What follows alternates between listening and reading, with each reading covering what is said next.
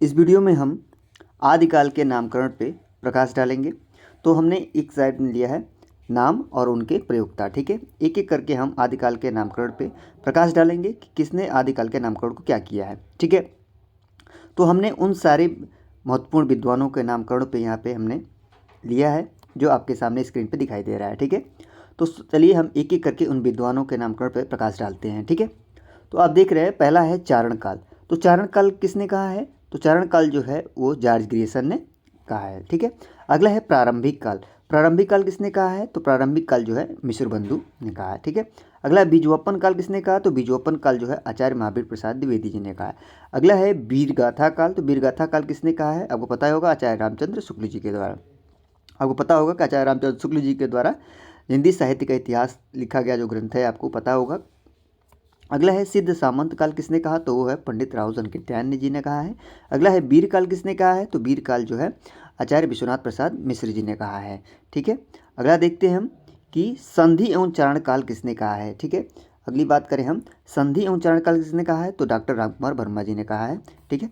अगला है आदिकाल किसने कहा है? तो आदिकाल जो है वो आचार्य हजारी प्रसाद द्विवेदी जी ने कहा है। अगला है आधार काल किसने कहा है? तो आधार काल जो है सुमन राजे ने कहा है। तो आपने एक एक करके उन सारे विद्वानों को देखा जो आदिकाल के नामकरण किए हैं, ठीक है। इनमें एक एक करके आपने सारे विद्वानों को देखा, जैसे जॉर्ज ग्रियर्सन जी को देखा, मिश्र बंधु जी को देखा, आचार्य महावीर प्रसाद द्विवेदी जी को देखा, आचार्य रामचंद्र शुक्ल जी को देखा, पंडित रावउसन कीर्त्यायन जी को देखा, ठीक है, आचार्य विश्वनाथ प्रसाद मिश्र जी को देखा, डॉक्टर रामकुमार वर्मा जी का देखा, आचार्य हजारी प्रसाद द्विवेदी जी का देखा, सुमन राजे के देखा। तो उन सारे महत्वपूर्ण लोगों का जो है उनका नाम यहाँ पे लिखित है।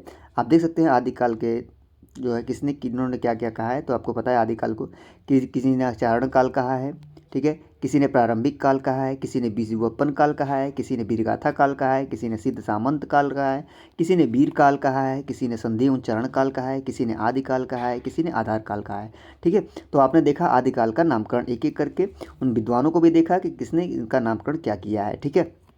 तो आपने इस वीडियो में क्या देखा कि आदिकाल का नामकरण और उनके प्रयोक्ता को आपने देखा इस वीडियो में, ठीक है। इसके शॉर्ट वीडियो में भी अपलोड है, इसका शॉर्ट वीडियो का भी इसमें अपलोड हमने किया है ताकि आप शॉर्ट वीडियो में भी इसको कम समय में देख सकते हैं। फिर भी हमने इसमें विस्तार पूर्वक इनको बताने का प्रयास किया ताकि आप नाम और उनके प्रयोक्ता जो है आप अच्छे से याद कर पाएँ। अधिकतर ये परीक्षाओं में आपसे पूछा जाता है, ठीक है। आदिकाल का जो नामकरण है वो अधिकतर परीक्षाओं में आपसे पूछ लिया जाता है, ठीक है। तो इस पर विशेष करके ध्यान देंगे। आदिकाल का नामकरण जो है आपके सामने स्पष्ट रूप से हमने उन सारे विद्वानों को रखा है जो आपकी स्क्रीन पे दिखाई दे रहा होगा।